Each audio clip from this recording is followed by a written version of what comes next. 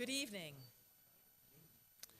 Did you know that John F. Kennedy was the most photographed leader of his day?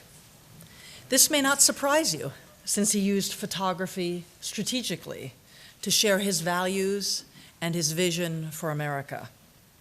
It was also the golden age of photography in America, and that is why this subject is of interest to us at the Smithsonian American Art Museum, and hopefully you.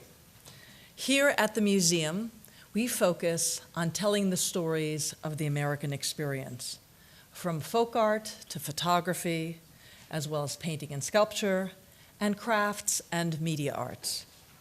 Our exhibition, American Visionary, John F. Kennedy's Life and Times, which you can view on the second floor in the Graphic Arts Gallery, is a premier event, among many, organized by the Kennedy Presidential Library in this centennial year. I am Stephanie Stiebisch, the Margaret and Terry Stent Director of the Smithsonian American Art Museum, and SAM is what we call ourselves for short. You're in for a special treat this evening, as we have assembled a distinguished group of historians and scholars debating the Kennedy administration and its legacy. Many of you likely remember the Kennedy administration and the arc of history. We also have several members of Congress in the room with us, and I want to pause for a moment and acknowledge them and thank them, along with their staff, for their work in doing the people's business. Please join me in recognizing Congressman Jim Banks, representing Indiana's 3rd District, Congressman David Cicilline, representing Rhode Island's 1st District, and also a member of the Congressional Art Caucus, which I appreciate. And finally, Congressman Steny Hoyer, representing Maryland's 5th District. We've asked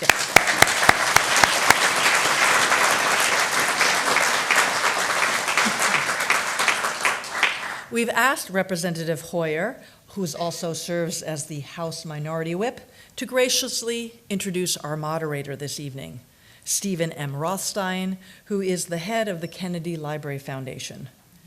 In closing, I want to note that tonight's program is being live streamed and also recorded by C-SPAN. So kindly turn off your digital devices so that we may all enjoy the program tonight. Thank you, and I appreciate your being here tonight with us.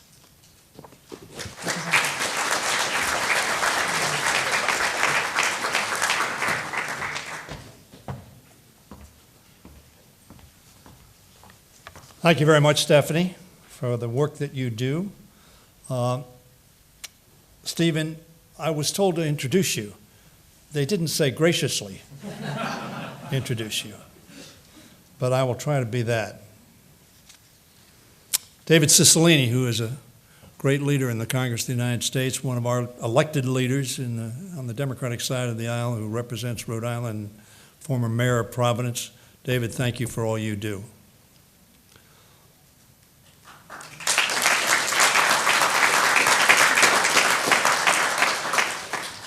Let the word go forth from this time and this place to friend and foe alike, that the torch has been passed to a new generation of Americans, born in this century, tempered by war, disciplined by a hard and bitter peace, proud of our ancient heritage, and unwilling to witness or permit the slow undoing of those human rights to which this nation has always been committed, and to which we are committed today at home and around the world.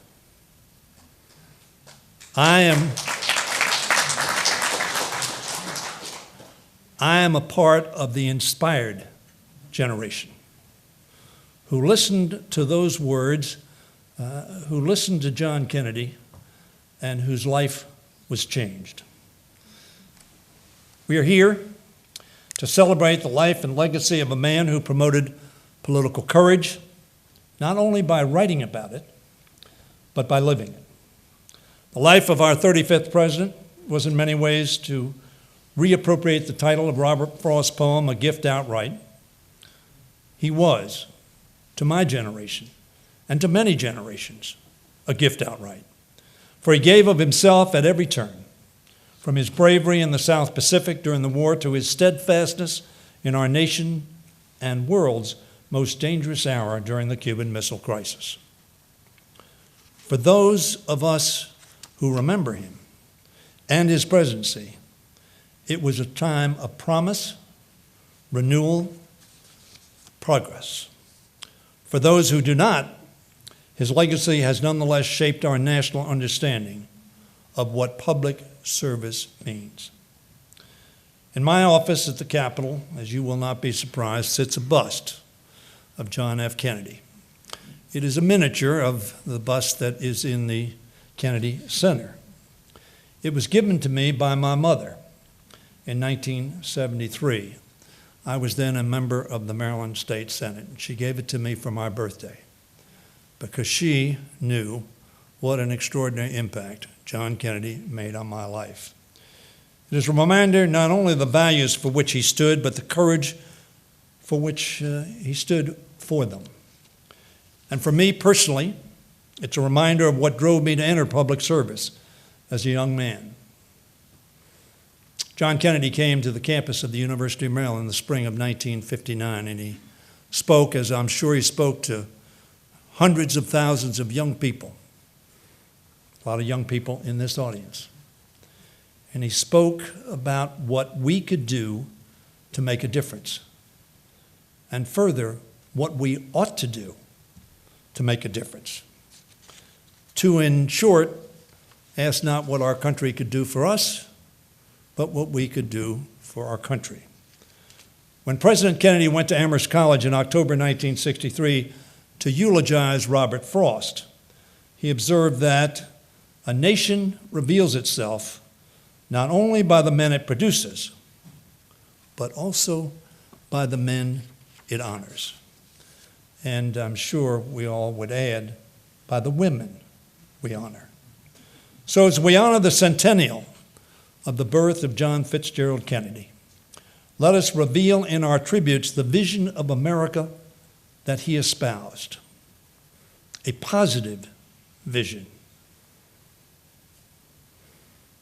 a hopeful vision, a vision of partnership and mutual responsibility, an America secure in its sense of purpose, an America bolstered by the moral courage of its people, an America confident enough in itself during the Cold War to say to our adversaries, and I quote, "Let both sides join in a new endeavor, not a new balance of power, but a new world of law, where the strong are just and the weak secure and the peace preserved." This evening, we engage in our ongoing work of honoring President Kennedy and his legacy. And the man I'm about to introduce, graciously, has been charged with leading the institution whose mission it is the preservation of that legacy. Stephen Rothstein serves as executive director of the John F. Kennedy Library Foundation, which supports the work of the Kennedy Presidential Library in Boston. When he arrived at the Kennedy Library Foundation in August, he brought with him a wealth of experience successfully leading academic, private sector, and government institutions. Like others inspired by President Kennedy's call to give back to their communities and their country, Stephen has pursued public service in many different forms. At the start of his career, he partnered with President Kennedy's nephew, Joseph P. Kennedy II, with whom I served in the Congress of the United States, to found Citizens Energy Corporation, the first ever nonprofit energy company helping low-income families afford heating oil, gas, and electricity. Steve, why didn't he let you get in the ads? As a Massachusetts state official in the late 1980s, Stephen oversaw programs serving the mentally ill. John Kennedy had something to say about disabled children. He said that although these children may be the victims of fate, they shall not be the victims of our neglect. Stephen, thank you for your work with the mentally ill, of which Patrick Kennedy, of course, has been such a great leader. He launched a private sector firm focused on promoting and expanding green energy technologies. For a decade, he served as president of the Perkins School for the Blind. expanding its programs to 30 countries and the number of students served in person and online from 40,000 to nearly 1 million. He did God's work. Thanks in large part to his leadership, Perkins is now the largest trainer of teachers and parents of the blind. Between his departure from Perkins in 2014 and his arrival at the Kennedy Library Foundation last year, Stephen led Citizen Schools, a national nonprofit helping middle schools provide low-income students with opportunities to learn in-demand science, technology, engineering, and math skills. And certainly we would call it STEAM in this institution because arts are so important. He continues to serve on the board of directors of the Brady Campaign and the Brady Center for Prevention of Gun Violence, working to promote safer communities and safer schools. President Kennedy, Steve, and I have no doubt, would have been deeply proud that his memorial library is being led by a man whose life has been spent in service to those in need and to building a better America for all. Ladies and gentlemen, please join me in welcoming Stephen Rothstein to the podium.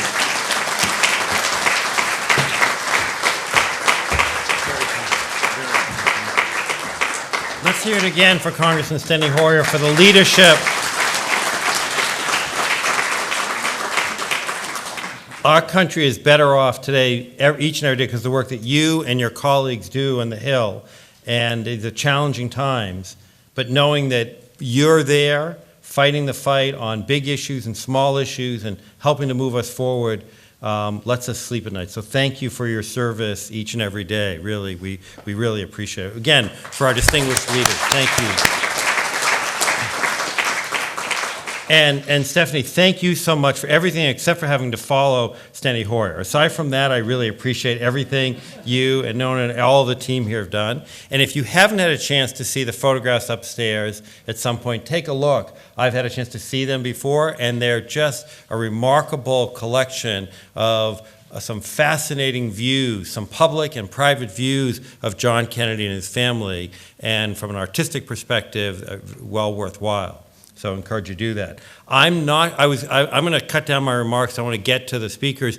When Stephanie started off, she said that there are academics and scholars. Well, there are 2 academics and scholars that are about to come up, and I'm just kind of, you have to stick with me just for a minute, so I'm going to be very quick so we can get to our distinguished guests in just a minute. But a few things to keep in mind. Since today in the United States, 80% of the people alive today were born after the Kennedy administration. 80%. So one of the questions we're going to talk about in a little while is, why is the Centennial important? And why is he still, every year there are surveys done of popular presidents, and he's always in the top 3, 4, 5, depending on perspectives. And why is that? Because he was only there for 1,036 days. Obviously, it was cut short.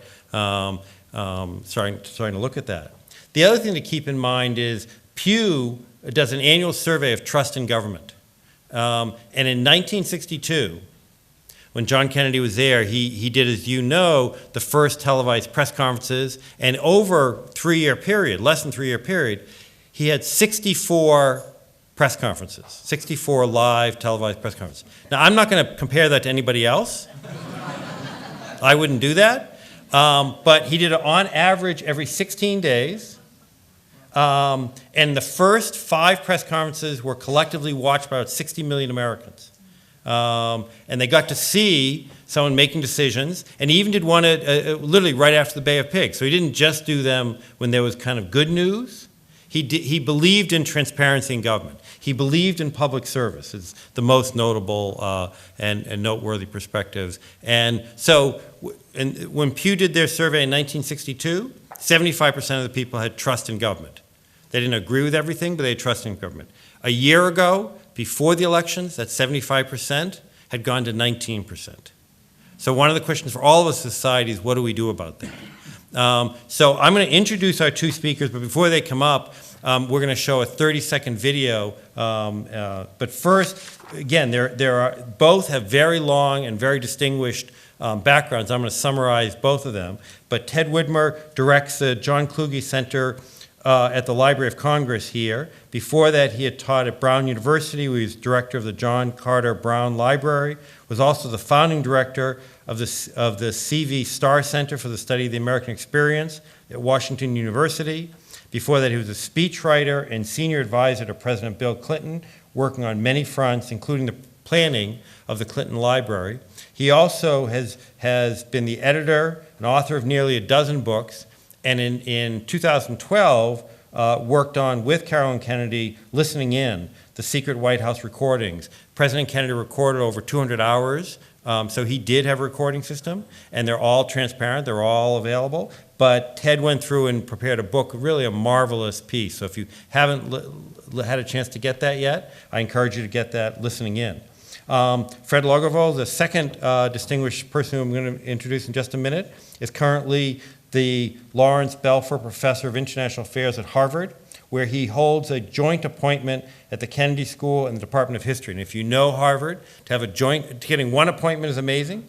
To have a joint appointment is nothing less than remarkable. And his most recent book is most recent book, Embers of War, The Fall of an Empire and the Making of America's Vietnam, won a Pulitzer Prize, as well as the Francis Parkman Prize. And it's really, if you want to learn more about Vietnam, if you haven't read Embers of War, I really encourage you to do that. His essays have appeared in many newspapers and journals. He's also the past president of the Society of Historians for American Foreign Relations, and he's currently writing a biography on John Kennedy. And I've read a lot, but I'm really excited. I can't wait for him to finish his, because I know I'm going to learn a lot from that book. So before they come up, there's a 30-second video that we've been playing as part of the Centennial that I think we can watch now, and then we'll kick off the program. Never before has man had such capacity to control his own environment, to end thirst and hunger, to conquer poverty and disease, to banish illiteracy and massive human misery. We have the power to make this the best generation of mankind in the history of the world.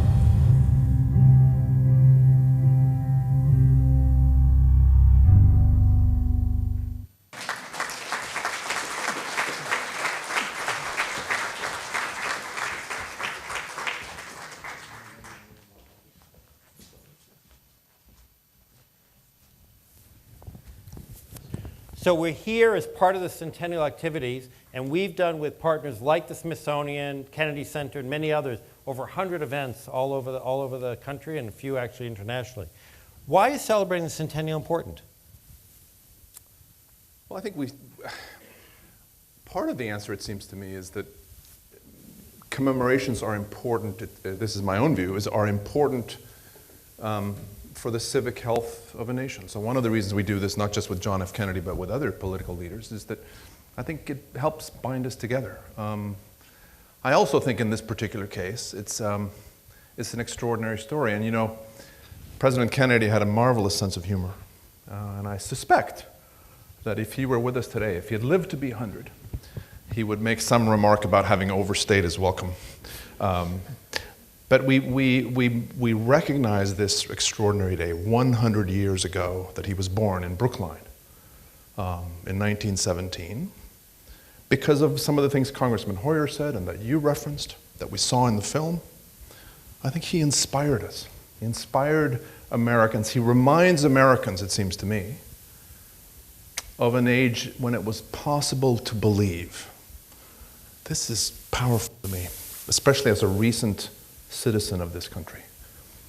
Reminds Americans of an age when it was possible to believe that politics could speak to our highest moral yearnings, could be harnessed, it seems to me, to our highest aspirations. And that's important. That's certainly one of the reasons why I think we celebrate them. I agree with everything Fred just said. Anniversaries are very important. History is a kind of civic glue. We're living in a difficult political time, but we do have one history, and anniversaries give us a chance to remember that. This one is a little bit disorienting because it's very hard to imagine John F. Kennedy at 100 years old. He always looks young. He looks unbelievably charismatic in the new campaign with the sunglasses. And there's a kind of a presence to John F. Kennedy that's, I think, unusual. And when Congressman Hoyer read the lines from the opening sentences from the inaugural, the guest sitting behind me said, "Thank you." And there is a kind of immediacy to the words of John F. Kennedy. They still live with us. Absolutely, it is. He also was such a student of history himself, both his study in school, preparing for the Profiles in Courage, that saw history as so important. And we are, if we don't learn from history, we are going to repeat some of those. So it is important for that. Yeah, I think that historical sensibility of Kennedy's, in my research for this book, that dimension, which I think I knew something about when I started the work, but it's so powerful, and it comes out even when he is a sickly young guy. And in those days, there were no cell phones or iPads or anything else. He had one thing that he could do to occupy his time, and it was to read. And I think very early on that, as you say, that historical sensibility was manifest, and I think it's there right through to the end. We remember him as just about the most natural politician any of us have ever seen. He was quite shy, and there was a line in one of the tapes I listened to for that book where he's talking about himself, and he said, "This is really hard. I would rather read a book on an airplane than have to talk to the person sitting next to me." And that wasn't arrogance. I think it was genuine shyness. He was smaller physically than his older brother. His older brother was the one who was supposed to go into politics, but there was a reserve that I think came from his reading that made him even more attractive, as if he was holding something back and not giving you everything every second of the day, which is sometimes how the incessant torrent of political information and media information feels to us. We can't even escape it, especially on days like yesterday and this week. And there was something very cerebral about him. He said exactly what he wanted you to hear and not more, and that was very attractive. Why do you think, as I alluded to earlier, he's in the polls, he is one of the most popular presidents? I mean, if you think about after Washington and Roosevelt and Lincoln, he's sometimes number 4 or one up there. Why is that when he had so little time there? And clearly others, Johnson, got more legislation passed. So why do you think that is? It's a great question. I mean, we can't ever escape the tragic end of the Kennedy presidency. That haunts all of us as a nation. And I've been thinking today about what I wanted to say. And I think we should avoid the false trap of thinking everything was utopian and perfect in the early 60s and our politics have disintegrated, because obviously we had very serious problems in the early 60s and deep political hatreds, and the way his presidency ended stemmed from that. But there was a lot achieved. I mean, most of us, I think, most historians feel that the Cuban Missile Crisis was the greatest crisis of the last 60 years, and an existential crisis that if he had not led us as ably as he did, there's a pretty strong chance the world as we know it would have ended. So that's a special kind of achievement that overshadows most presidential achievements. But it was a kind of high noon of American empire, American culture. Everyone was doing interesting things. There was a new kind of liberalism coming out. There was also a new kind of conservatism coming up. And he represented the hopes and aspirations of a very important generation that was just coming onto the world stage and has not left the world stage. So for all those reasons, even if he was president for only a little over 1,000 days, they were intense days. And he was an intense leader during that time. I think the only thing I would add to what Ted has said is that, as we were saying earlier, he inspired us. And I don't mean just Americans. Because in my little corner of the world, I'm from Sweden. And I've often talked with not only my parents, but with other relatives about, and this is before I started this book project, about John F. Kennedy. And so at least part of the answer to your question, Steve, is that it seems to me that it wasn't just Americans who took something from what John F. Kennedy represented and what he said in his speeches. It wasn't just the assassination, because some of this, and again, I've spoken to people about this, was about what he did as president. So at least, I suspect if, in other words, I guess I'm suggesting that if we had a global poll, not just one of Americans, he would still figure very highly. It seems to me Barack Obama brought some of that, not just in the United States, but abroad. There are interesting similarities between the two of them in some ways. But that's maybe one thing I would add to what Ted has said. I agree. There are very few presidential speeches that we reread. There really aren't many outside of Lincoln, Franklin Roosevelt, and John F. Kennedy. So that's a very small number. And it isn't just because he was handsome and young. There is great substance in those speeches. There's great wit. There's great perception of life's irony, life's brevity. He talked about mortality. He uses the word mortality in the great American University speech given in this city in June 1963, maybe his best speech ever. And so, I mean, one fact that historians have learned more about in the last 10 years, thanks to the Kennedy Library, is that he had a very difficult lifelong struggle with health. He had serious health problems, and I think he knew that 100th birthday was out of the question. So he would not have made it to his own 100th anniversary. He knew life was short and precious, and that feeling is in those speeches, and that's one of the reasons we reread them. Yeah, and there's a certain, I think it connects to what you're saying, Ted. There's a certain authenticity that is a kind of elusive concept often. For me, I think authenticity means fundamentally taking things seriously and expanding empathy. And I think that for many Americans, and again, why he remains popular, he made his share of mistakes. There were ups and downs in the administration, personally, but there was an authenticity there, and I think this is maybe what Ted is speaking to as well, that I think, again, help explain those popularity figures. First, I agree with you, and I think when you think about mistakes and authenticity, one of the things that I really admire about him that's self-reflective and willing to learn. If you just take the Bay of Pigs, which clearly was an enormous challenge, mistake, then between that and the Cuban Missile Crisis, so much happened. Absolutely. But in terms of just 5 key things, we didn't, we all see pictures of the Situation Room. He started that between those two.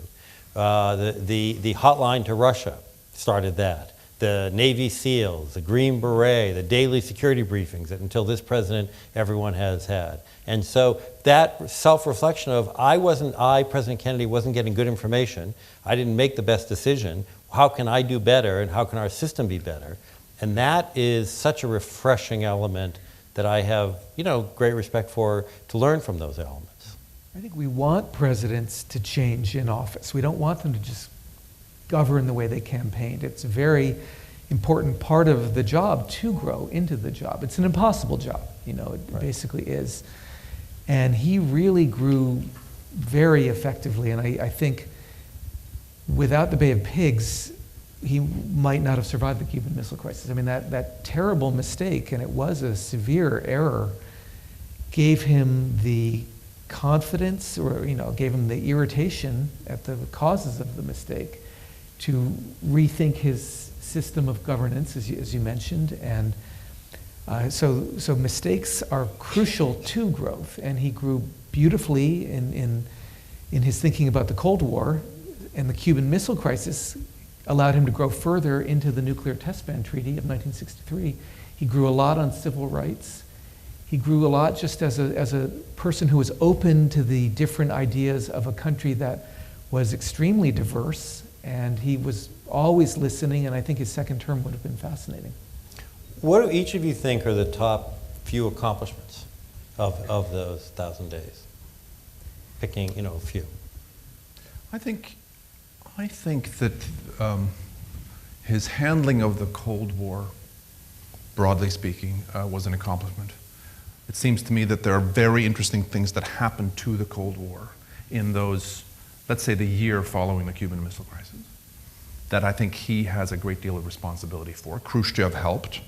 The two of them, it seems to me, started something that would later be called détente.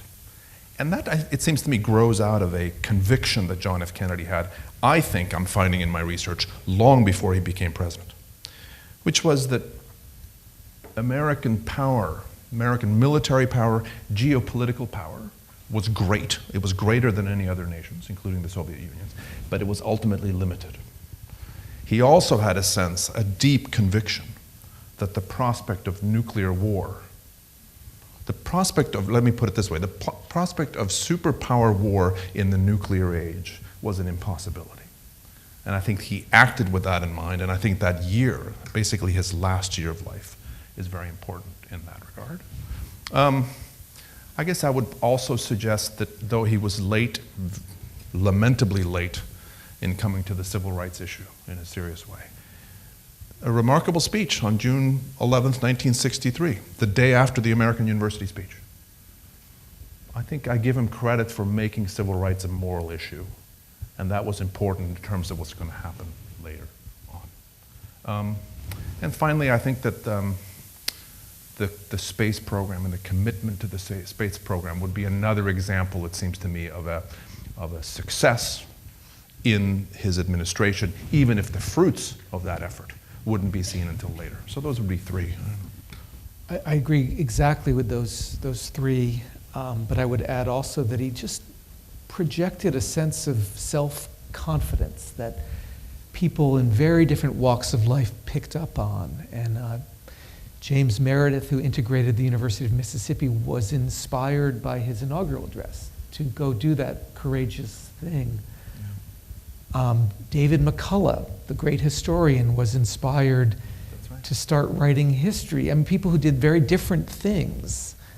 I think we can trace a lot of the great governance later in the 60s and in the 70s, including, I wrote an essay there's a book we are celebrating that came out with a lot of essays by historians, public figures about his significance at 100, and I wrote an essay arguing that the Immigration Act that changed our country forever in 1965 can be directly linked to him and to his very strong interest in immigration. It was a lifelong interest, and we will never be the same country. We'll never go back in time, nor do I think we would want to a country that was more uniform in color and frankly more boring than the wonderful, diverse, multi-chromatic society that we inhabit today. Even with all our problems, we live in a very exciting society, and I think he made it much more exciting than it had been.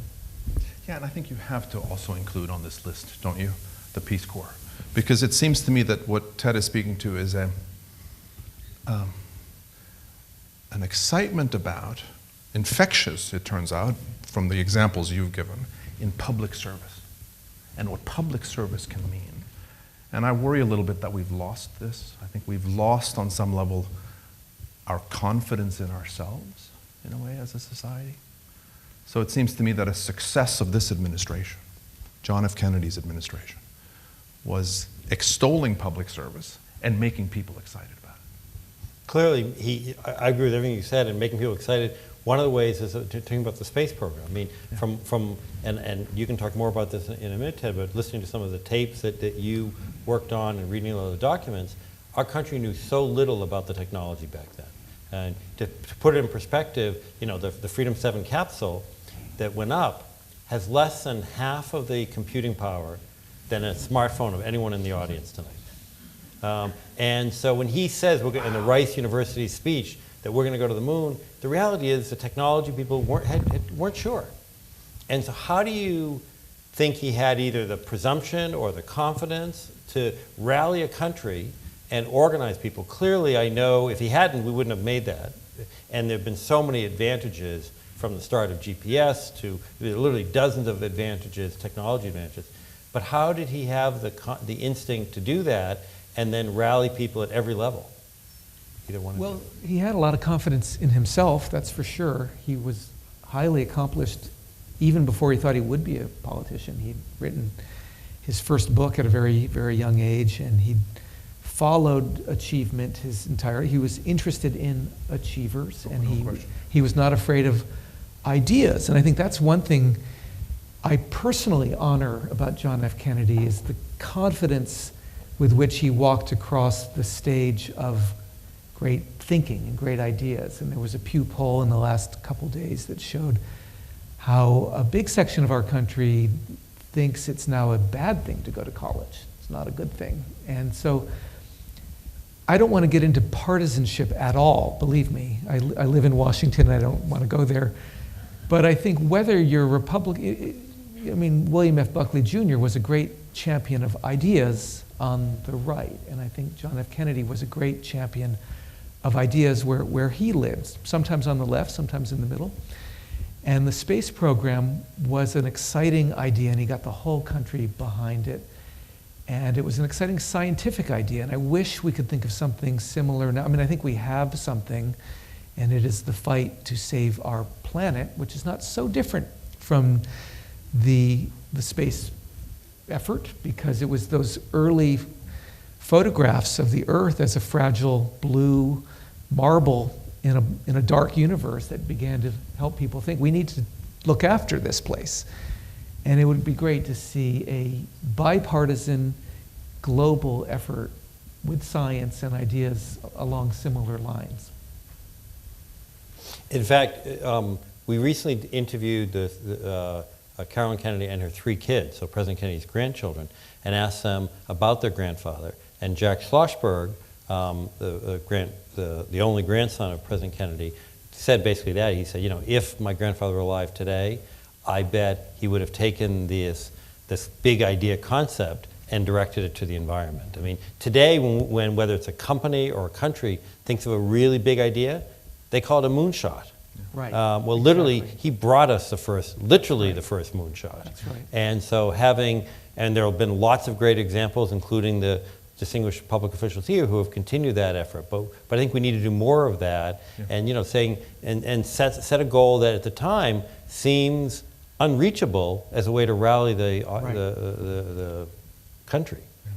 No, I don't know if you agree I completely agree, and I was not aware that his grandson articulated that in those ways. But I can agree completely, and also with Ted's observation on that. Some of that, I mean, research spins off other research. So starting a moonshot is just always a good idea. And I think a lot of the early technology that led ultimately to the World Wide Web and the internet came out of that NASA, I mean, not exclusively, in other parts of the military, of the government, but the whole Earth catalog of later in the 60s included that NASA photograph of Earth, and Stuart Brand and that group of people were very instrumental in developing the California version of the internet in the late 60s. So we don't claim that John F. Kennedy gave us the internet, and he didn't, but That was Al Gore, right? but moonshots lead to a lot of other planets out there. Sure. And what about, what do you think about in terms of the Peace Corps? Not whether it's successful or not, but how much of a risk was it at the time? I mean, Eisenhower called it the kiddie corps. A lot of the countries that volunteers went to, not only was there no communication, a lot of them had just been recently broken free from their colonial rule.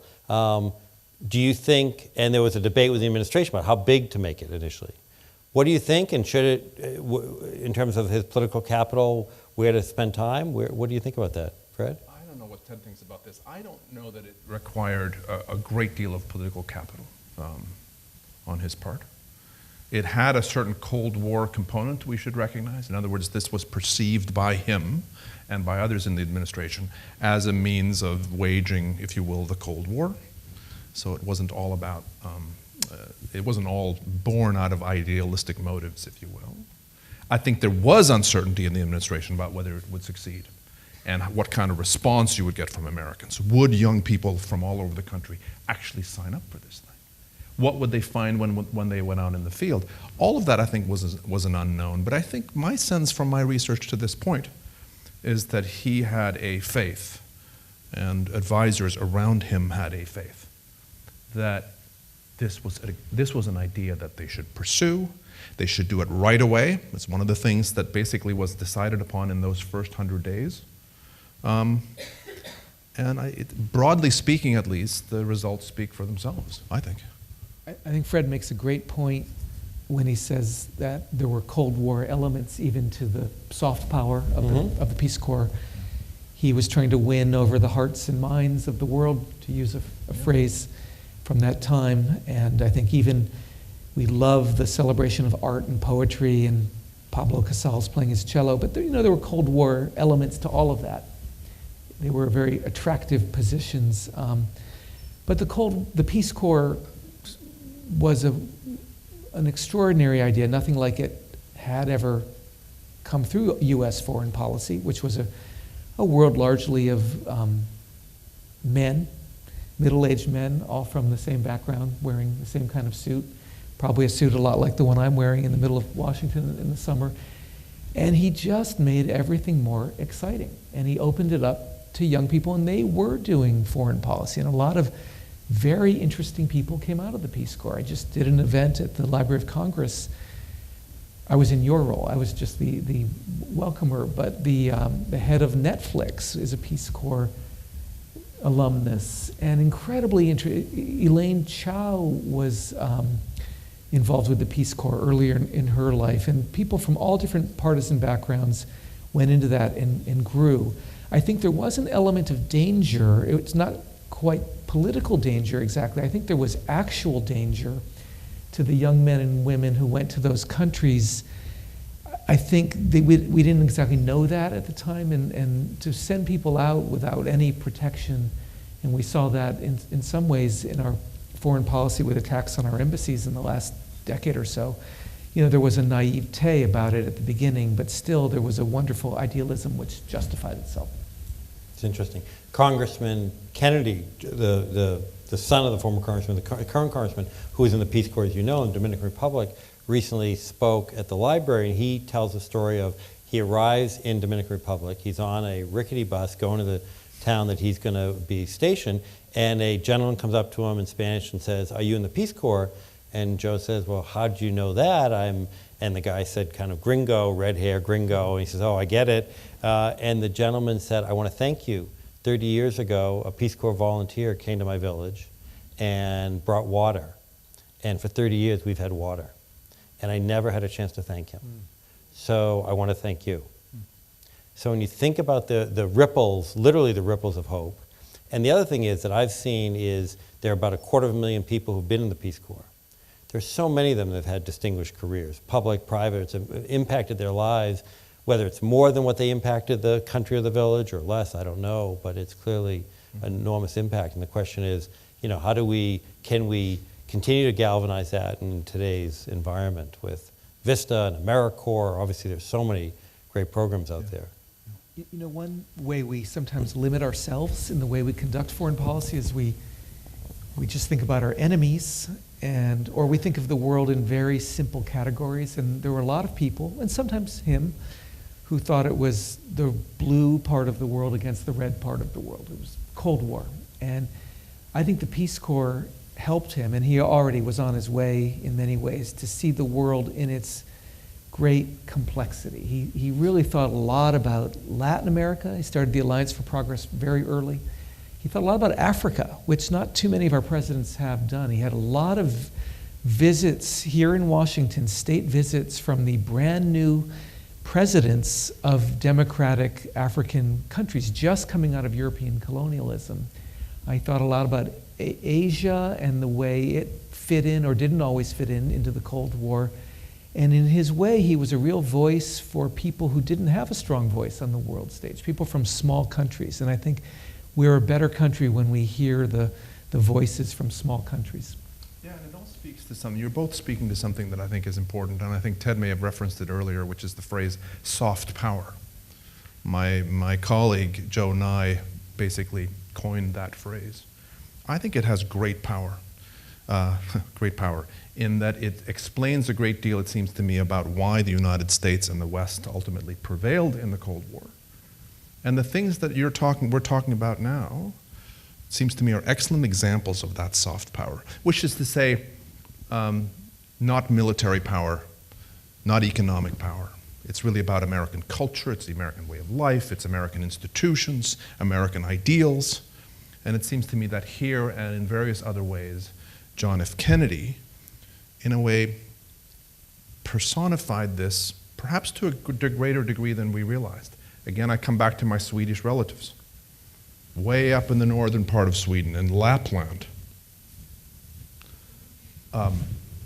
there is this, on the part of many, a belief that this was a very special leader who was American, and we're going to look up to the United States, and on some level maybe even emulate the United States. His daughter just returned, as you know, from ambassador in Japan, and she said literally every single day she met people, Japanese folks, many who were born, way after the administration, that says the same thing. Yeah. And so it is worldwide. There are so many other accomplishments. What are some of the either challenges, maybe they didn't accomplish, or some of the things, the unfilled part of it, or we mentioned the Bay of Pigs, but what are either that or anything else you want to address? Well, I think that... Because I think it's important not that we idolize him. No, right. no. In fact, he wouldn't want that. And, and that's, I think, a challenge for me as I write this book. I think that Cuba, the Cuban Missile Crisis was, as is often said, a shining moment for John F. Kennedy. And I have just gone through the tapes again, gone through the transcripts, and I am affirmed in that view. It's an extraordinary moment of leadership. And it's sort of cliche to say, but it's on some level quite true that we're all here today because, arguably because of the sagacity, of the wisdom that he showed. But I think we should also acknowledge, or at least I want to suggest, that John F. Kennedy bears some responsibility for the Cuban Missile Crisis happening in the first place. That even after the Bay of Pigs, he authorized, he supported an effort by his government, by the American government, to destabilize the Cuban government, with the ultimate aim of overthrowing that government. That, we now know, influenced Khrushchev's decision to put the missiles in Cuba. So I think that the record there is mixed. Vietnam, on which I've spent a good deal of time, I would say is again mixed. I mentioned earlier that it seems to me that on civil rights, the administration was very cautious for a good long while. So it's again a sort of split in a sense, or not a particularly, I wouldn't necessarily give it particularly high marks for the administration. So there were challenges. And let's finally remember that the Cold War in that first year of 1961, it's a very tense time. And I don't think John F. Kennedy or anybody else in his administration knew precisely how that was going to turn out. That's a wonderful answer, and I think we all want to hear from Fred about Vietnam, which is a tragedy that unfolds across about 4 presidential administrations, but some of it belongs inside the legacy of John F. Kennedy, and that's a reckoning all historians have to come to terms with. There's you asked about challenges. I think I said earlier that we all feel today in 2017 that we live in a kind of fractured country. Politics is really tough. It's tough whether you're a Democrat or a Republican. Neither party is very united, in fact. And about the only thing they're united on is they really hate the other side. And some of that goes back to that time. I mean, we mentioned Watergate and Vietnam as reasons Americans lost faith in their government. I think the assassination was another reason that people's faith was just shattered in life itself. How could something that horrible have happened? And I think in many ways we are still trying to come to terms with our serial disappointment since that high watermark of his presidency. And had he lived, it's a pretty tall order to say he would have solved all of the problems of the 1960s, because so many were coming, and they came at everyone. They came at Lyndon Johnson, they came at Richard Nixon, And politics really wasn't up to the challenge of handling all of the problems of the 1960s. But had he lived, I think we would have had a fighting chance, and we would have been a more united country in 1969 when he left office than we actually were. And we've never quite gotten back to the idealism that we had during his presidency. So that's not his fault, but it's just it's a challenge that I link to his presidency that I think we all have to reckon with.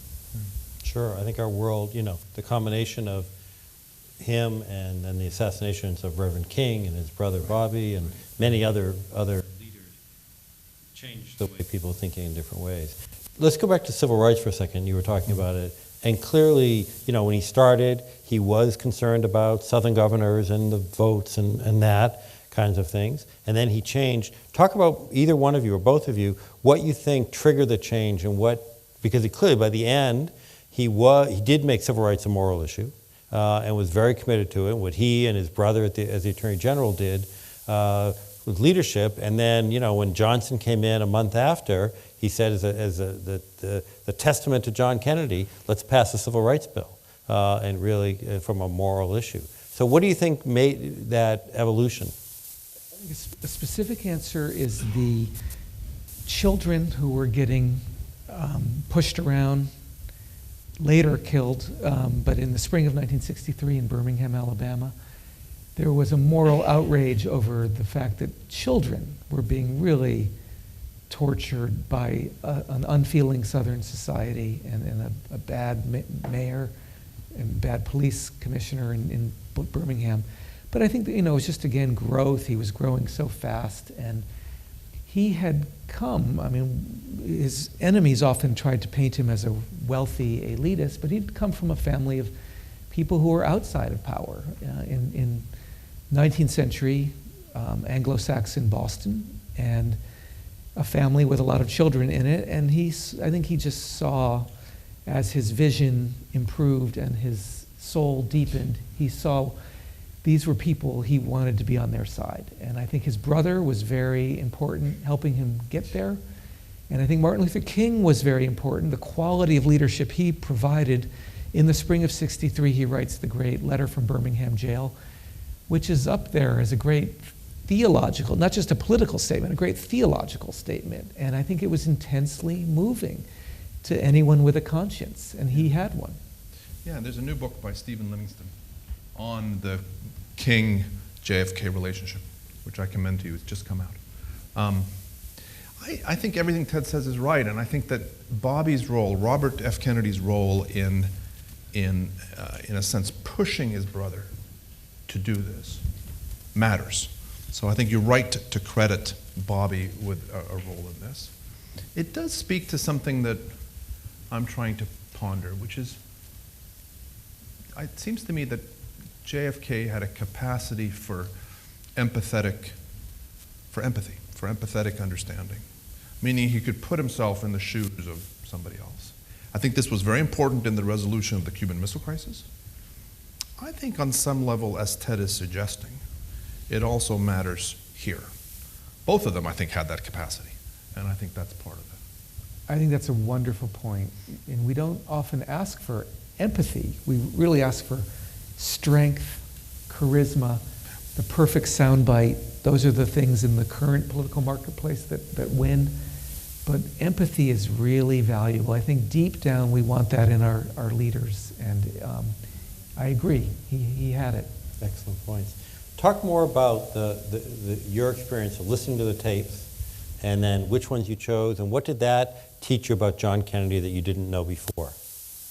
Well, it was an incredible experience as a historian. I had a pretty deep immersion in his speeches already because I had been a Clinton speechwriter, and that was our playbook. Whenever I was sitting there trying to come up with something original to say and failing, and that happened a lot, especially in these hot summer days in Washington. I was often in the old executive office building, which had imperfect air conditioning, and just throwing a pencil at the ceiling. And we all would just start reading JFK speeches to get inspiration. Martin Luther King, too, and Robert Kennedy, too. But to hear him talking is a different world you go into. And they had just been released, the audio tapes, right before the book came out in 2012, and it was an incredible experience to listen to them. And they're playing out in real time. The Cuban Missile Crisis unfolds over 2 weeks in real time, and almost all of it is caught in the tapes. So it's an incredible experience, and they shift around a lot during those 2 weeks. It seems like it's about to happen, that we're about to invade Cuba, and then we don't, and then there are fears Russia might do something to us, and then they don't. But there were also a lot of moments of humor and levity. He's hilarious, and sometimes on purpose, sometimes accidentally. One time I remember he caught a military operation, a very innocent one, in which they'd built a $5,000 hospital suite annexed to a Cape Cod hospital in the expectation that his wife would use it to give birth. And he was such a good politician that he went crazy because he thought it would look like bad PR that the Kennedys were asking the military to build a special expensive wing. And he screamed at the officer responsible and threatened to send him to Alaska. It's just hearing him really let loose with his anger. And then at the very end of that call, he hangs up and you hear a little chuckle. And you know it was kind of play acting. There was also an amazing autobiographical moment where a tape that was not one of his tapes, but a journalist named James Cannon conducted a long interview with him in January 1960, just as he's deciding to run. He's going to go for it. And it's a dinner party. It's Cannon and Ben Bradley and his then wife Toni Bradley and Jack Kennedy and Jackie Kennedy. And it is the most raw first draft of history you could ever imagine listening to. It's just, why do I want this? I want it because that's the seat of the action. I'm tired of being one of 100 senators, and Eisenhower controls everything. I want to control everything. And these are the ways I want our country to change. And you really hear in his voice and basically in his solar plexus, it's like coming out of him, how much he wants America to change. And it's an incredible listening. And you kind of feel like you're there, don't you? I mean, you hear the glasses clinking. And yes. I have a favorite tape, I think, of the tapes, or it's certainly one of my favorites, which is October 22nd. So it's about of 1962. It's about a week into the Cuban Missile Crisis.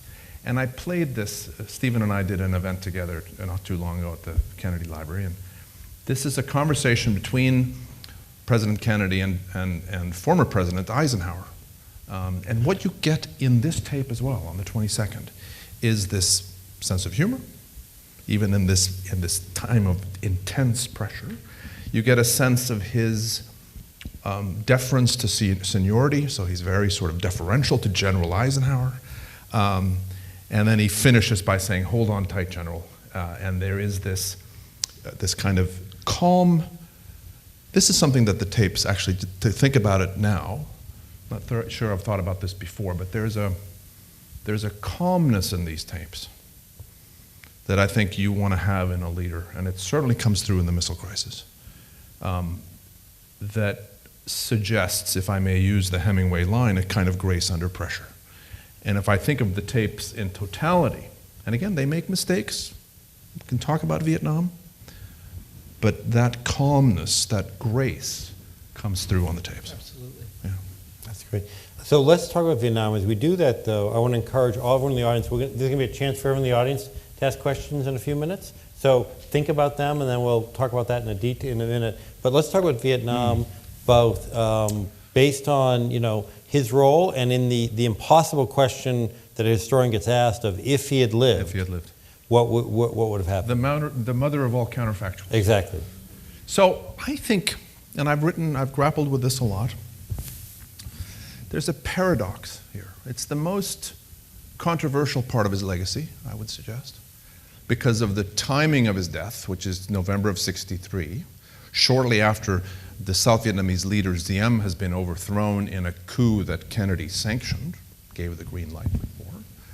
And it's not long before the key decisions that Lyndon Johnson will have to make, and I submit a surviving John F. Kennedy would have had to make. I think he would have had to make those decisions roughly at the same time that Johnson did. But there's a paradox because Kennedy, even when he goes to Indochina in 1951 as a congressman, he's about to challenge Henry Cabot Lodge for a Senate seat in Massachusetts. He wants to brush up on his foreign policy credentials. So he and Bobby and Patricia, their sister, have a long extended tour of Asia, and they spend time in Indochina. And even there, we know this from the diary that he kept, astonishing piece of work, and speeches that he gave in Boston when he returned home, he already then in 1951 grasped not only that the French were likely to lose, but that any Western power that tried to take on this Vietnamese revolution is likely to lose as well. And I don't think that that skepticism ever goes away. So when he takes off for Dallas on that last trip, I think he was still skeptical about any kind of military solution in Vietnam. And yet, here's the paradox. On his watch, in those 1,000 days, you have a marked increase in the American involvement. I think partly for domestic political reasons. He felt vulnerable, as all Democrats did in that era, to charges of softness on communism. In part, a kind of natural politician's inclination, maybe human nature, to punt, to put off difficult decisions. Let's just escalate a little bit more and see if we can perhaps turn things around. There's some of that as well. So there is this paradox. In terms of the what if, I'm suggesting in an essay that I've written for the book that accompanies the Ken Burns, and I recommend, by the way, the Ken Burns series that's coming out in September. But there's a book that accompanies this, and I have an essay in it on this question of what he would have done. And I conclude in that essay that though we can never know, I think that the best answer is that a surviving John F. Kennedy does not Americanize the war in the way that Lyndon Johnson did. I think he opts ultimately for a kind of fig leaf political settlement. He always drew the line at ground troops, and I don't think that would have changed. And that, of course, was key to Johnson's escalation, was the ground troops. Fascinating, fascinating. So I have more questions, but let's see for the audience. So there are microphones on either side. If you have questions, please go to them. I would encourage you to make sure it's a question, meaning it should end with a question mark rather than a statement. We'll start. And again, I may jump in and ask some more questions, but let's start over here. Just speak up a little. Okay. So don't you think maybe Kennedy's presidency was more pragmatic and adaptive? You know, he was sort of a supply-side economist. He cut taxes. He did escalate the U.S. involvement in Vietnam. And it was Lyndon Johnson that was more of the transformational president with the Civil Rights Act and the Great Society. I think that's a fair question. There is a larger legislative achievement under Lyndon Johnson. He's president for a longer time. He's the master arm twister.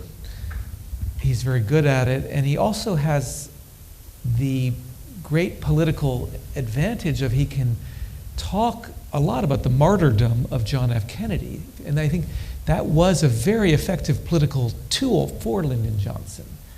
John F. Kennedy is working in a more difficult political world, and he's got Southern senators who are Democrats, but they're not very liberal.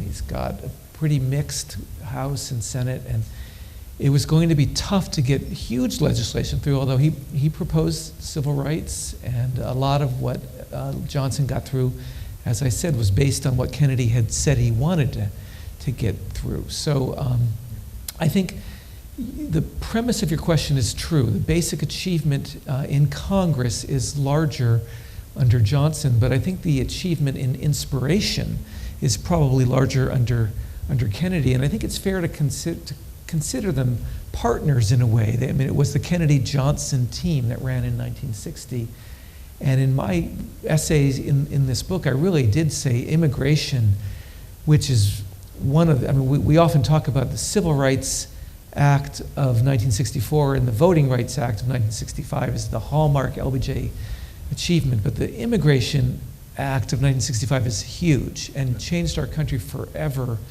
in really positive ways, and I tried to argue that that was not just linked to JFK's memory, that JFK had been working on immigration from the time he ran for Congress in 1946. Yeah, and I would just say that In foreign policy, it seems to me that the transformational figure of the two of them is John F. Kennedy. And as I suggested earlier, even before he becomes president, if you go back and look at the speeches of the campaign and then the speeches even early in his presidency, for example, a speech in Seattle in November of 1961, there are seeds there, more than seeds. There are arguments about a fundamentally changed superpower relationship that I think were in a way cut short by the assassination. And Johnson's problem in part was that he was not at all transformational on foreign policy. He was a cold warrior, and I think he believed on some level in the domino theory. He believed that, as he said in speeches, if we don't fight them in South Vietnam, we'll be fighting them in the streets of San Francisco. Even though we also know that Lyndon Johnson privately had his own doubts and said, you know, what the hell does Vietnam matter to me? So, you know, they're both complex in this regard, but it seems to me that on the foreign policy side, since you used the word transformational, I would say it applies more to JFK. I think it's a fascinating question of, you know, measure effectiveness. As both of you said, if you measure effectiveness by legislation, Lyndon Johnson, head and shoulders. He, you know, long list of very impressive things. If you go a little further, Richard Nixon got a lot of great legislation through. He probably isn't, you know, people don't remember that as much. Right. So it is the combination of the inspiration and the spirit as part of it. Right. One of the other areas I would ask both of you, and then we'll get to the next question in the audience, is one of the things, and I particularly want to cover this because of where we are, you know, John Kennedy was known for his commitment to the arts. He and his wife, both what they did in the White House and his belief in how it wasn't a nice to have, it was part of society. And if you look at many of his speeches, as you talked about that, you know, from symbolic things like having Robert Frost at the inauguration to what they did in the White House and other things. Are there other presidents that you think have had the same level of commitment to the arts in recent time? I'll let Ted ponder that one, and I'll help him by by fleshing out your question or suggesting that you're onto something very important, which is that John F. Kennedy believed and said that something to the effect that unfettered access to the arts is a hallmark of a free society, or it's absolutely imperative to a free society. I think that matters. I don't know that he himself personally had deep interest in art or in music. Jackie once said that the only song he likes is Hail to the Chief. But he could appreciate, he understood the importance of this, and I think that matters. But I don't know, are there other presidents that we would? I think, again, LBJ, we don't think of him as the guy giving the speech with Robert Frost sitting there, but the NEH came into existence and the NEA under Johnson. Again, that was, I think, linked to the memory of Kennedy, but it was achieved in 1965, and that's a very important institution. I'm going to knock on wood. It's always in the budget to be removed, and it so far has survived, and I'm glad that it has. I think the Obama administration was impressive in its commitment to the arts, and we tried in the Clinton times. We certainly had a lot of arts events. Previous to the 1960s, there was hardly, I mean, there, you know, a few paintings in embassies, and that was about it, but there were great writers of history, including Woodrow Wilson and Theodore Roosevelt, and John Quincy Adams, to go way back, and we began this with anniversaries. I got an email today saying that we are celebrating the 250th anniversary of his birth this year. Now that's probably not going to lead to a lot of celebrations in Washington, but I'm doing one later tonight. But he helped to conceive of the Smithsonian Institution, and he wanted there to be a national observatory. George Washington wanted there to be a national university. So in different ways, other presidents have sketched it out. Great. And it's also worth saying, I guess maybe we already did, but that Jackie is hugely important on this particular issue. Yes. Absolutely. She deserves enormous credit. The arts overall, also for the restoration of the White House, so much more. Yes, sir. Hello. Yes, thank you. You present the sequential aspects of Kennedy and LBJ. I'm just curious, how much influence did LBJ have on Kennedy while Kennedy was alive? Go ahead. No, please. I think very little. Okay. I think those were 3 of the worst years of Lyndon Johnson's life, and Robert Caro says as much in his masterful series of biographies of Johnson. Their relationship was really complicated even by Washington standards, and I've been reading The Road to Camelot, a very good new book by Curtis Wilkie and Tom Oliphant, and it begins with, in 1956, the patriarch, John F. Kennedy's father, Joseph Kennedy, urging Lyndon Johnson to start running for president, and he promises, I will finance your campaign even 4 years before the race on the condition that you accept my son as your vice presidential nominee. And it just, the twists and turns, including with Robert Kennedy, are incredible in that relationship. Well, in the same book by Oliphant and Wilkie, and others have done this too, but then the drama of the selection of Lyndon Johnson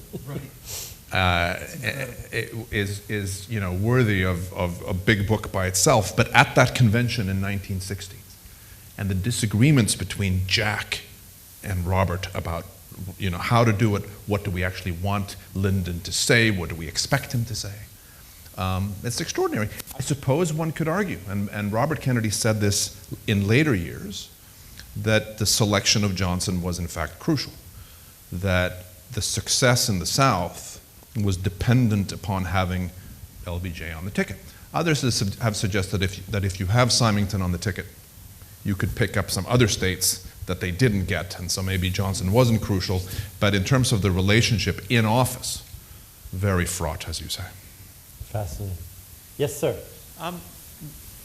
We began with all of John F. Kennedy's words, and arguably one of the reasons he is in our hearts is that he did speak these phenomenal words, which are very, very memorable. And one of the contrasts, certainly with Barack Obama, is it's very hard to remember lots and lots of phrases from Barack Obama. So I ask you, how much of the great legacy of Kennedy and the positive glow is really Ted Sorensen and the other speechwriters who were behind those masterful words? It's a really good question. Sorensen is crucial. There's no question about it. And think about this image. 1957. He's already running for president. It's not announced, but the politicos know. And what it is, I think he gave 140 speeches all over the country in 1957. And very often it's 2 people flying into some small place, speaking before an audience of 12, and it's John F. Kennedy, Ted Sorensen. And so Sorensen is there. And again, Oliphant and Wilkie bring this out, I think, powerfully. The only thing I would add is, and this is something that I'll talk about in my biography, is that John F. Kennedy has a bigger hand in these speeches than I anticipated when I started my research. Which is to say, you can see his distinctive scribbles on many of these speeches. It's also the case, and I think the library brings this out, that he quite often departed from his text for fairly long stretches. And there's still, he still speaks in full paragraphs, but those are John F. Kennedy's own words. So I think it's more of a partnership than maybe I anticipated when I started, because I thought this is Sorensen, to some extent Dick Goodwin, Schlesinger has a role in some of the speeches, but I think that Kennedy himself was more involved. I got to do a couple of events with Ted Sorensen when he was alive at the JFK Library, and it was such an honor because he was a kind of hero, and we all thought we might emerge as the next Ted Sorensen. I even have the right first name, and it didn't happen, and it hasn't happened for anyone since then. I mean, there was something really special about that friendship. I do think it's important for a speechwriter to give the principal the credit. I mean, you know their language, and you write it with their thoughts in your mind. So it's not like you are exactly the author. You're writing for a very specific person and a very specific cause. And Ted Sorensen once or twice had a little trouble with that concept, but he basically had a life of unstinting loyalty to John F. Kennedy and wrote very important books about him. I always valued personally that there were ways he didn't really fit in. He's this sort of odd liberal Unitarian from Nebraska in a group of tough Irish American Pauls from Boston, you know, Kenny O'Donnell, Larry O'Brien. And JFK loved those guys, and you don't hear their names as often. And they were really important to him. But I think Ted Sorensen created a nice balance in that mix of the idealist. I think he was probably driving very hard for that civil rights speech. I think he really heard the Martin Luther King theological language of civil rights. And so there's something in Ted Sorensen that's very important. And JFK wanted him there for a reason. He had the tough Irish Paul thing all sewed up, but he needed a different element, and that's what made it so successful. And it's interesting that they didn't really socialize very much. I think it was a very close working relationship, like you suggest, of a type we haven't seen very often. But you know, it didn't really go, maybe because, as you said, they're very different people. Yeah. No, I think Ted Sorensen went home at night. Yeah. Right. I mean, Ted Sorensen deserves enormous credit. But I encourage you, if any of you come to Boston, to go to the library. On the walls, we have a few speeches with his marks on them. So you can, including, for example, the last major speech he gave in Massachusetts was at Amherst College. And Congressman mentioned earlier, in October of 1963, when he dedicated the Robert Frost library there and talked about the importance of arts. And we have John Kennedy's speech there. And it was a speech that Ted Sorensen wrote, and you'll see the marks on there. So it very much was a partnership. And there were a few that were extemporaneous, some that were very notable. You may have heard in Berlin, the Ich bin ein Berliner speech. Well, Ted Sorensen had written a speech. John Kennedy arrives in Berlin and was so moved by the crowd, and so in a positive way, and so moved by the wall, and that he actually threw out the speech. And so the only thing he had written down for that speech was the Ich bin ein Berliner phrase. Everything else there was extemporaneous. So Ted Sorensen deserves a lot of credit, but John Kennedy was brilliant in figuring out the connections there. So there's a great spontaneous moment of humor in that Yeah. speech. Oh, Where yes. He does the famous German phrase. He did a couple of them, and the translator who's on the stage then translated his German into German, so everyone could understand. And he thanked the translator for doing that. It's very, very funny. Yes, humor was definitely one of his many elements that he was great at. Yes, Mitch. Excuse me. First, I want to thank you for this lecture. It's been wonderful. My son was in the Peace Corps and in the Dominican Republic. But I know as a Latina how much President Kennedy was loved in the Latino community. And I recently saw Dolores Huerta with her, the screening of her movie, and she talks about what an impact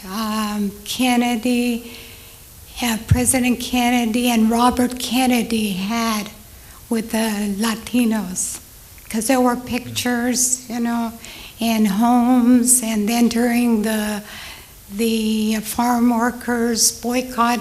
So I just wondered if there's any research, or did you come across how the impact of Latinos had with President Kennedy?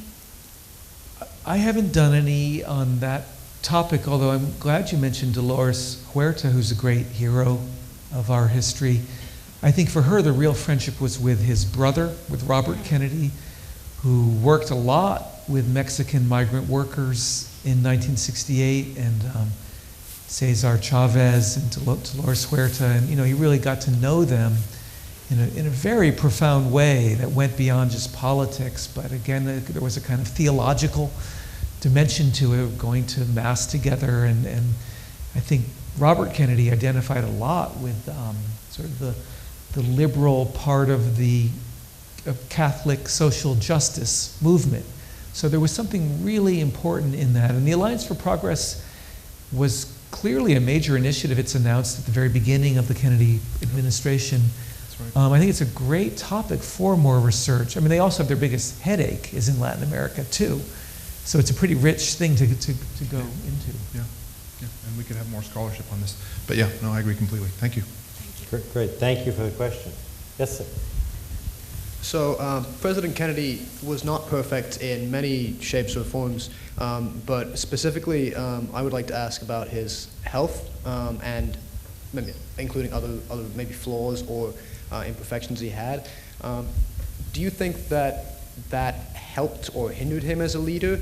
And maybe you could say a few words about how other leaders of our time can use those kind of experiences to help them lead our country. It's a very good question. I do think that the health issue is an important one. His brother said that, my brother, meaning President Kennedy, has been in pain almost every day of his life. And I think that is going to shape anybody, and it certainly shaped him. Gave him arguably a certain fatalism, a sense, as I think we were discussing earlier, that he wasn't going to live all that long. I need to treasure each day, as we say, and live each day, as he said more than once, as though it's going to be your last.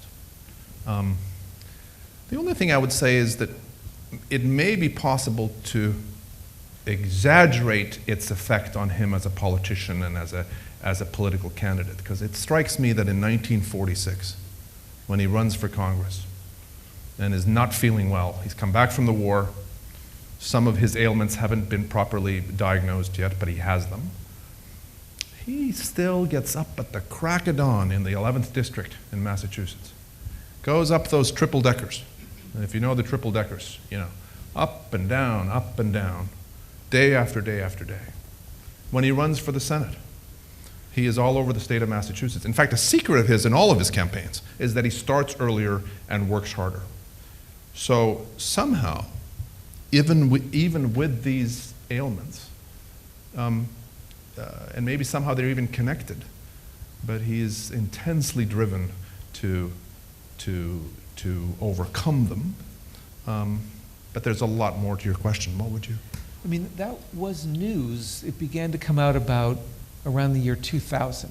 Yeah, and Bob Dallek deals with this in his book. Right. That was, it's always surprising to learn a major new fact about someone you think you know historically.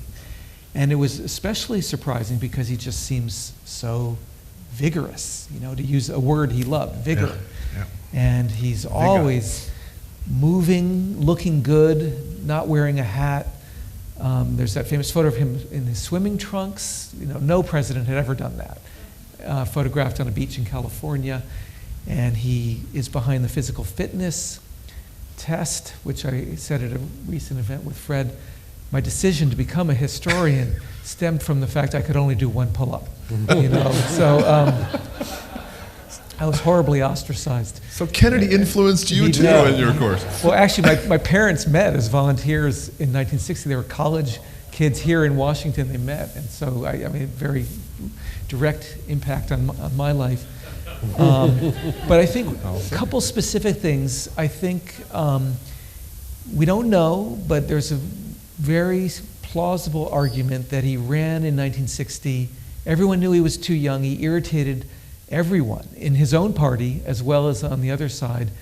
And I think he felt he had to do it in 1960 because he might not have any other chance. He might get too sick. So I think that's a fact of his life that might be attributable to his health, that he was just going for it as a young man. And then I remember reading the Dallek book, and there's this incredible realization near the end. And if most of us have seen the Zapruder film, and there's a terrible moment where he's unable to duck. And it's because he was wearing a very rigid back brace because his back pain was so intense. And you just know that. As soon as you see the film with that knowledge that he's wearing a back brace, he actually can't even duck because this brace is so strong on him. So I think the beginning of his presidency may have come from his health matters, and the end of it also did. So we have time for one final question. Yes? My name is Deirdre O'Sullivan, and my great uncle is a gentleman named of Leo Racine. I don't know if you recognize the name, but he was part of Kennedy Enterprises and basically wrote all the checks for Kennedy for 1960. So I was wondering if you can talk about that campaign and what that was like running as an Irish Catholic in 1960. And they talk a lot about the campaign in West Virginia, and that was 98% Protestant, and how that would then end the Catholic question. Well, he determined, and his aides determined, that he had to enter the primaries, or at least a good number of them. Of course, today we take this for granted, but it was a very different proposition in 1960. That was connected in part to his youth, as Ted suggested, that it was also suggested to a function of his Catholicism. And it's really fascinating. Again, I think that we keep plugging Oliphant and Wilkie, which I reviewed very favorably. I think it's a terrific book, but they're quite good on this, not least with respect to West Virginia. And the important gamble, really, that the campaign took, also feeling confident that they could best Humphrey, who had his own issues. But it's one of those remarkably dramatic moments in a whole slew of them in this campaign that speak to the importance of organization, to the importance of financing. I do think sometimes my sense is that he was the favorite, however, on the Democratic Party side. Sometimes we make a mistake in saying, how did this guy sail into that convention in Los Angeles and win this thing? I think if you go back and look at the news coverage, he was, because of his campaigning in 57, 58, and 59, I think the odds were with him more than with any of the others. And LBJ dithered, he took too long. Symington wasn't going to be the one. Humphrey, but there's no question that West Virginia is incredibly dramatic. Do you want to add anything? Well, his Irishness was a wonderful part of the story. In many ways, he was the least likely Irish-American politician anyone could have. I mean, there was a kind of Irish-American politician that everyone knew what they were like. It was a guy who was sort of older with a reddish face and was like waving his arms all over the place and came out of urban ward politics from a big city. I mean, he was from a big city, but he was very different. And in some ways, this grandfather on his mother's side. Right. Al Smith was that kind of a politician, but in some ways, this Irish-American was the preppiest politician we've ever seen. I mean, that's one of the many ways in which he challenged all of our known categories, and in some ways, very European. He'd spent significant time in Europe and in Asia in his life. He was living in London as London was going to war in the mid to late 30s. He was right there, yeah. And so he challenges almost all of our assumptions. And so yes, being Irish was incredibly important, and the opposition to that was real and hard for him to overcome, but he did it with the power of his language and that great speech in Houston. Yeah. And I think each of these victories strengthened him and opened up who he was to more growth. So it was just one of the many things inside him that was deep then and still seems deep. And I think that's, just to very quickly, that what Ted just mentioned, I think is really important, that desire he had to look to the wider world, which is again something I think we see in him even as a young man, and it's going to be, I think, maybe a theme in my biography, is really important, this international sensibility that he develops, and he maintains, obviously, as president, because what he cares most about is foreign policy. The other thing I would just say, it's interesting to speculate about whether did the Catholic issue help him or hurt him? Did the fact that he was Catholic in 1960 cost him more votes than it gained him? Well, I think historians disagree about this. I would say it's probably in the end maybe a wash. Helped him in some states, in other words, hurt him in others, but probably maybe comes out even. So John Kennedy, obviously, we all know so much about him, and tonight we've literally just scratched the surface. We could spend so much more time. So I want you to first, let's thank Smithsonian again and Stephanie for hosting this. We really appreciate it. And join me to thank Ted and Fred for all that they've done, and there's so many other books, again, theirs you can look at. I also encourage you to look at a great book written in 1958. It's called A Nation of Immigrants by a then young senator named John Kennedy. And its 60th anniversary will be next year. And his words about immigration then, as Ted talked about in the 65 legislation, are just as relevant, maybe even more so today. Thank you all for being here. Thank you.